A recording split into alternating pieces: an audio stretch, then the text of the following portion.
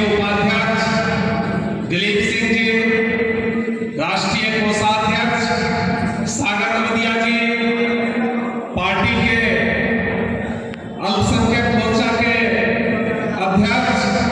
गुलफाम